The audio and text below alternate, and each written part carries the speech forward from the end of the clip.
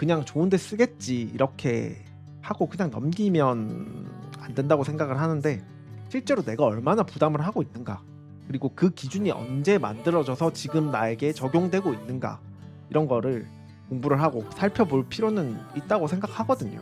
왜냐하면 우리가 주인이니까. 안녕하십니까 시청자 여러분.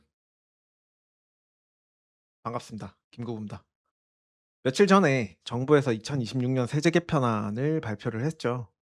마침 제가 요즘 뭐 세금, 물가 관련해서 이야기를 드리고 있었는데 타이밍이 뭐 잘 맞았습니다. 그래서 이번 기회에 세금에 관련된 이슈들을 좀 정리를 해서 한 3편 정도 시리즈로 제작을 해 볼까 하거든요. 구독 한번 눌러 주시면 전부 다 보실 수 있을 겁니다.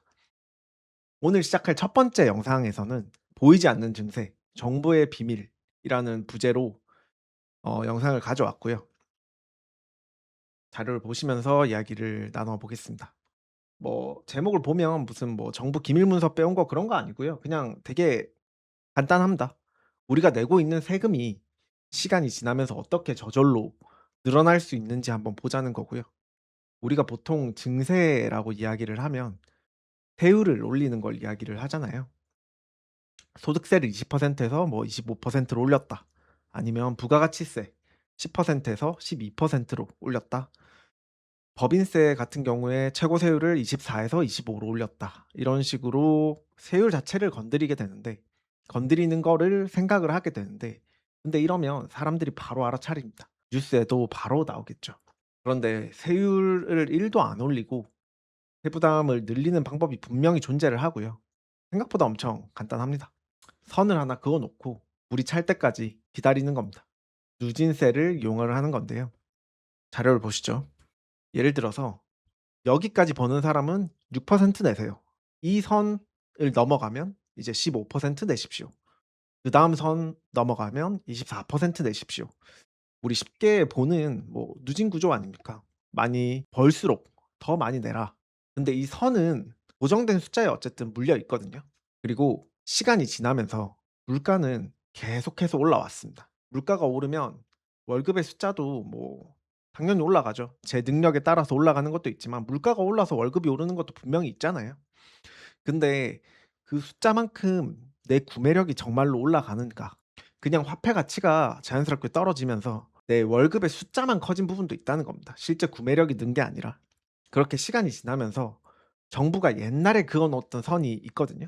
그 선 위로 내가 머리를 이렇게 위로 내밀게 된다는 거죠. 점점 더 많은 사람들, 점점 더 많은 국민들이요. 나는 뭐 별로 뭐 더 잘 살게 된 것도 없는데 세법에서 봤을 때 '내가 좀 더 부자가 됐다.'라고 보여진다는 겁니다. 뭐 이런 현상을 뭐 브래킷 크리프 뭐 이렇게 부르는 용어가 있는데, 뭐 이런 용어가 중요한 게 아니라 선을 어쨌든 그어 놓고 그 선이 넘어갈 때까지 물은 어쨌든 계속 차오른다. 뭐 이런 거를 중점적으로 한번 보겠습니다.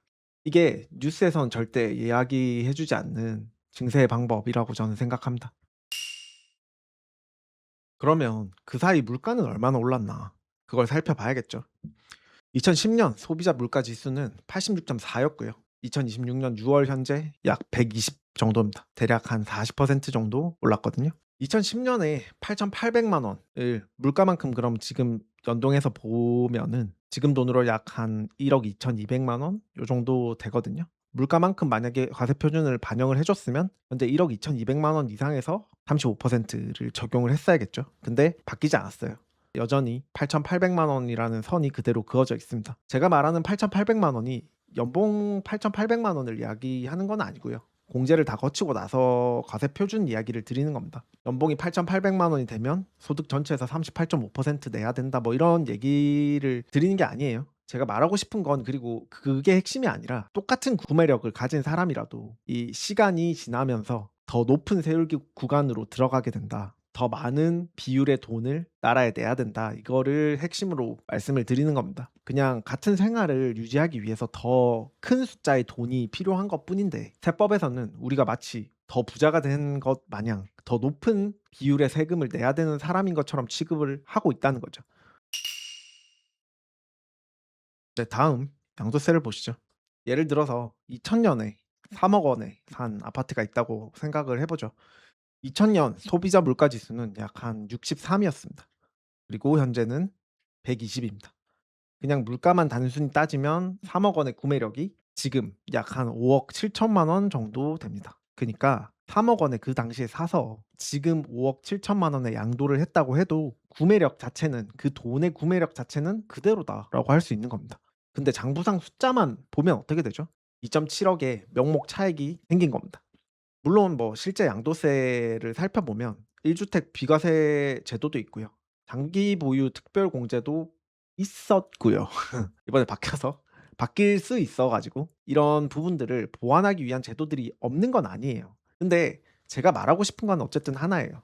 양도 차익을 계산을 할 때 물가가 이만큼 올랐으니까 취득 가격도 이만큼 올려 드리겠습니다 하는 장치는 없다고요. 지금의 네 취득 가격 자체를 지금의 현재 물가에 반영을 해 주지는 않는다고요. 뭐 여러 가지 보완책을 가지고 그걸 보완을 해 주기는 하나 근본적으로 그 취득 가격 자체를 올려 주는 건 아니니까 인플레이션 때문에 숫자만 커진 부분에 대한 그 양도 차익의 계산의 출발점, 그거를 바꿔 주지는 않는다. 지금 말씀드린 몇몇 그 보완하는 제도들을 지금 하는 것처럼 살짝 바꿔 버리면 정부가 원하는 만큼 세금을 때릴 수도 있다. 여지를 남겨 놓는 거죠. 그 부분에 대해서 말씀을 드리고 싶은 겁니다. 그리고 같은 맥락의 이 문제가 가장 극단적으로 보이는 사례는 사실 상속증여세라고 생각을 하거든요. 상속세 과세 표준을 한번 보죠. 지금 상속세 과세 표준을 제가 가져왔는데요.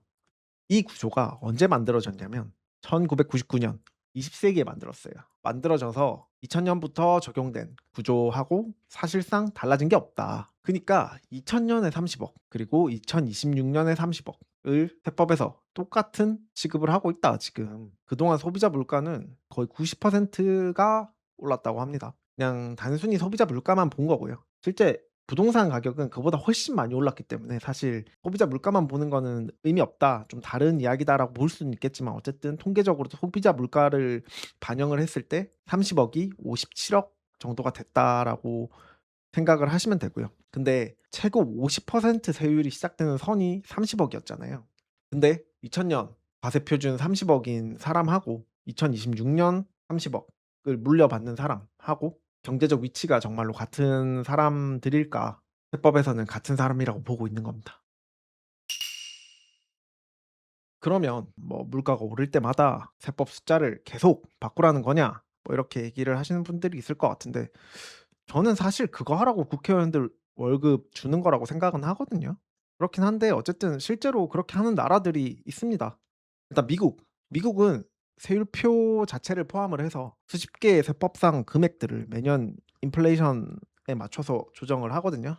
그리고 또 캐나다도 매년 물가에 맞춰서 올려줍니다. 그니까 이게 기술적으로 불가능한 일은 절대 아니거든요. 일부러 안 하는 거라고 저는 생각을 하고 물론 그렇다고 제가 무슨 모든 세금의 숫자를 매년 바꿔야 된다 뭐 이런 걸 주장하는 건 아니고요. 임금도 사실 단순히 물가만 오른 게 아니라 실제 생산성이 올라서 우리나라가 더 부자가 돼서 오르는 부분들도 분명히 있을 겁니다. 그리고 뭐 정부도 재정 상황을 좀 생각을 해야 될 거고요.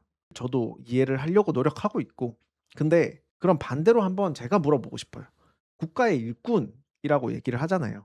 국가의 일꾼인 정부 그리고 국가의 주인인 국민들한테 더 많은 세금을 걷고 싶으면 그리고 거둘 필요가 있다고 생각을 하면 정부가 솔직하게 "이만큼 돈이 더 필요하고 어떤 부분 때문에 우리가 돈을 더 걷고 싶습니다."라는 것을 정당하게 설명하고 설득하는 과정을 거치는 게 맞지.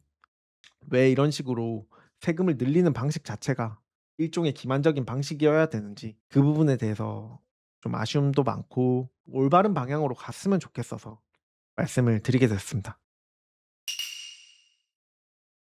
네 마지막 결론입니다. 여기서 한 가지는 분명하게 해 두고 가죠. 그러니까 제가 비판하고 싶은 거는 권력자나 누군가의 의도가 아니라 이렇게 만들어져 있는 구조 자체거든요. 이런 구조에서는 정부가 이렇게 세율을 직접 올리진 않아도 시간이 지나면서 점점 더 많은 소득 그리고 자산 이런 것들이 더 높은 세금 구간 안으로 들어갑니다. 그리고 저는 그거를 증세라고 보고 있지만 많은 사람들은 그걸 증세라고 인지를 못하는 거죠. 그냥 세율이 바뀐 게 없으니까. 하지만 저는 이게 오늘 이야기한 일종의 보이지 않는 증세라고 생각을 하거든요. 세법의 선이 바뀌진 않았어요. 그 선은 그대로 그어져 있었고, 그리고 인플레이션은 물을 계속 채우고 있습니다. 그 물에 우리가 떠 있다고 생각을 하면 물이 차니까 우리는 어느 순간 그 선을 넘어가게 됩니다. 실제로 세율을 직접 올린 사람은 없어도 같은 실질 구매력을 가지고 있는 사람한테 더 많은 비율의 돈을 정부가 가져갈 수 있게 된다는 거죠. 다시 말하면 국가의 전체 부, 국민들의 전체 부 중에서 더 많은 포션, 더 많은 퍼센티지를 국가가 자연스럽게 가져가게 된다. 어떤 조치도 하지 않고 그냥 시간이 지나면서 따라서. 그래서 세금도 뭐 그냥 좋은 데 쓰겠지 이렇게 하고 그냥 넘기면 안 된다고 생각을 하는데, 실제로 내가 얼마나 부담을 하고 있는가, 그리고 그 기준이 언제 만들어져서 지금 나에게 적용되고 있는가, 이런 거를 공부를 하고 살펴볼 필요는 있다고 생각하거든요. 왜냐하면 우리가 주인이니까, 국가의 주인된 입장으로서 어떻게 이 나라가 돌아가는지 알아야 되지 않겠습니까? 마침 이번에 발표된 세제 개편안, 다음 영상에서 말씀을 드리게 될 텐데요. 특히 부동산 세제는 크게 바뀔 예정이고, 저는 여기에 상당히 문제가 있는 부분들이 많다고 느꼈거든요. 제가 관심이 많은 이 부동산 관련된 세제 개편에서 어떤 문제들이 있는지 다음 영상에서 한번 이어가 보도록 하겠습니다. 다음 영상에서 뵙죠. 감사합니다.